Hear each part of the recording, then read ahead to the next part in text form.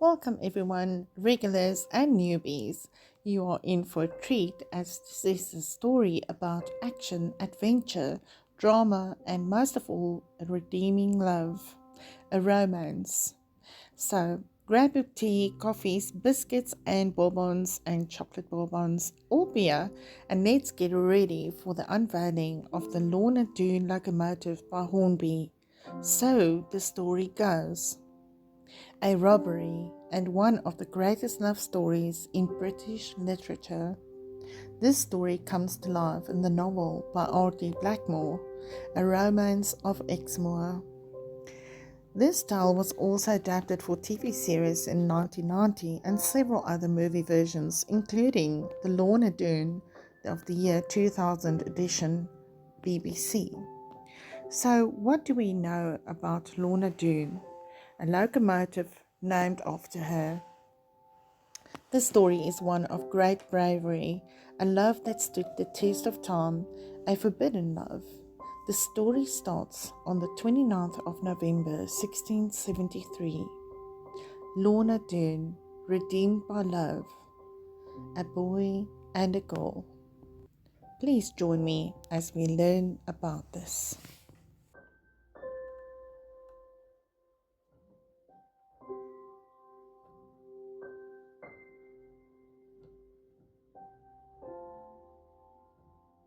So before we continue, let's just have a closer look at the actual locomotive by Hornby. So when we're looking at the locomotive by Hornby, a super detailed locomotive, a certified limited edition. So all boxed neatly and safely, and this box is a little bit tatty, so obviously been worn a bit, but the logo is actually near new condition.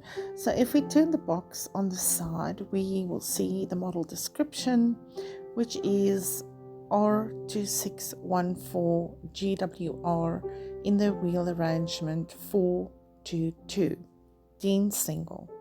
So the Dean class 3031 Lorna Doone locomotive, running number 3047, limited edition in double O gauge. The locomotive came along with this DC card and the maintenance pamphlet. It had no further accessories, but the certificate of authentication was included in the box, and this made me really excited because it's one of the only locomotives I actually own that has got an authentication certificate. So the authentication certificate just indicates that 2000 models were built by Hornby and that this locomotive, Lorna Doone, is the model number 1123 out of the 2000 that was built.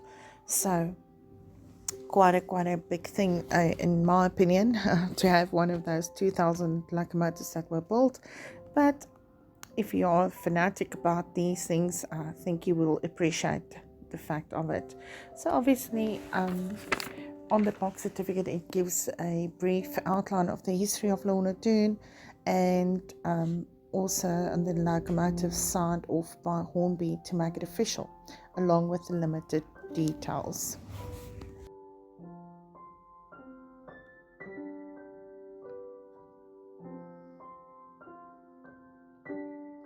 So moving along to the locomotive and tender over here, you'll see the great finishes and the rails, the chimney and the whistle, as well as the cab detail on this loco. It's amazingly done. Definitely a real authentic look to this locomotive and really captures the GWR style of the 3031s. And then I have a driver and a coalman that I've actually installed onto the loco, and which I would later on glue down permanently. Obviously, when I purchased this, it was a second-hand edition, and obviously it is not sprung buffers, and also I didn't get vacuum pipes or any other additional extras to go along with the loco, but I'm quite happy with it, buying a second-hand version which is DCC ready, and it is really in a near new condition. I really love this loco on the layout.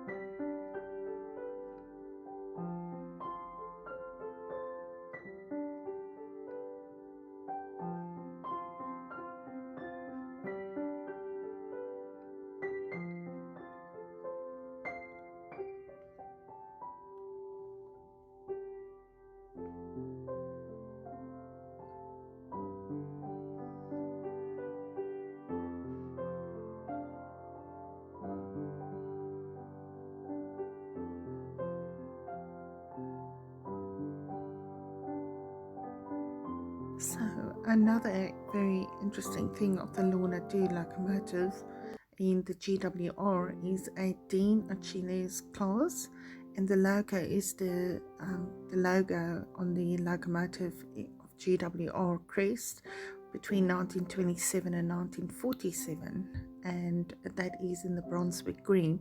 So it really finishes off this locomotive lovely. So Lorna Doone locomotive, designed by William Dean and 79, built between 1891 and 1899 for express passenger services out of Paddington by Great Western Railway.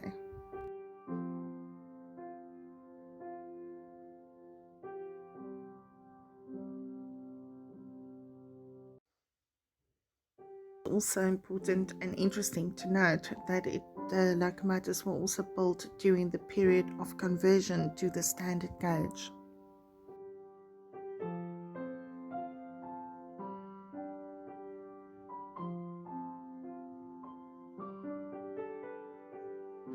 The first 13 members was built with a 2-2-2 wheel arrangement, with the first 8 featuring convertible frames, with the imminent demise of the broad gauge infrastructure.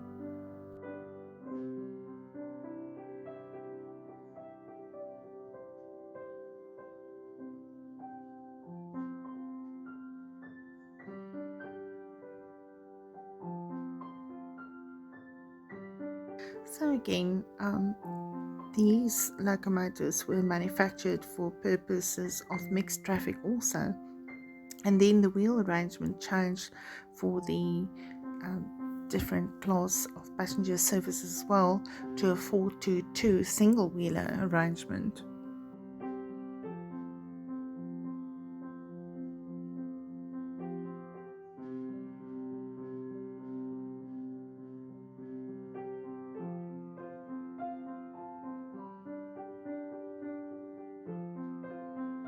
So coming back to the Hornby model, and it's really a true reflection of the locomotive in real life.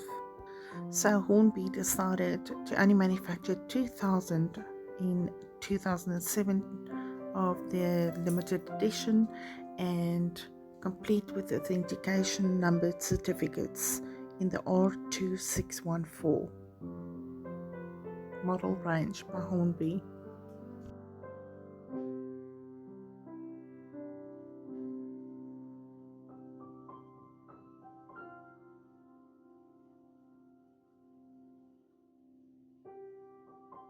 The Class 3031s were built as 4-2 wheel arrangements between February and March 1894, others in June till December of 1894.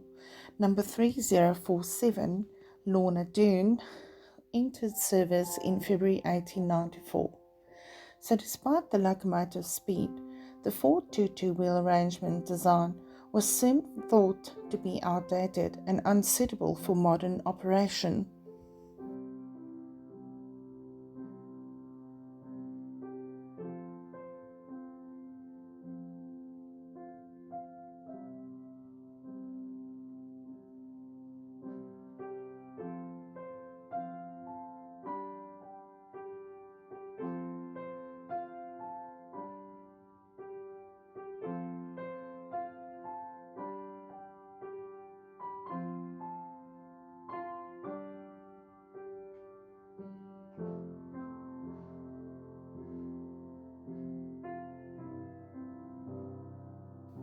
So Lorna Doone number 3047 locomotive was withdrawn in November 1912, and there were also other members like the Duke of Connaught, the Queen, the Royal Train Duties, the Lord of the Isles, and there's just so many prototypes that were done, even earlier models by toy manufacturers like Triang. There was also the Royal Sovereign and the Great Western Duke of Edinburgh and Archilles. Sadly, none of the class of this locomotive survived. A replica was completed, number 3041, in 1982 by Royal Command, and that is the closest to the real locomotive that we have left, and then we have models on layouts, and we have lots of images and paintings of this famous locomotive of the GWR that ran the Paddington route back in the good old days.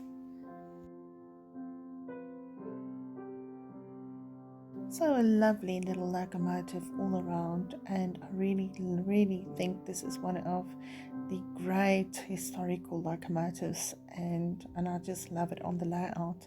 So to make the running sessions quite special, I do a mixed traffic train with a milk wagon, a milk tank wagon, as well as the milk chiffon wagon, as well as the brake van in Paddington, Great Western, which is a weathered one that I've got here.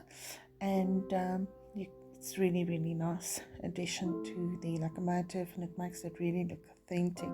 And then also you have the passenger coaches, which are the clerestory coaches, GWR, and clerestory is the word for windows above eye level. So I think it does originate from large church buildings in the old days, and that are still standing erected today, with those windows quite visible. And I just love these coaches. They really are unique, and a real kind of like a Western traditional coach, if you want to look at it that way. And they're easily the most beautiful British classic coaches I've seen in a while.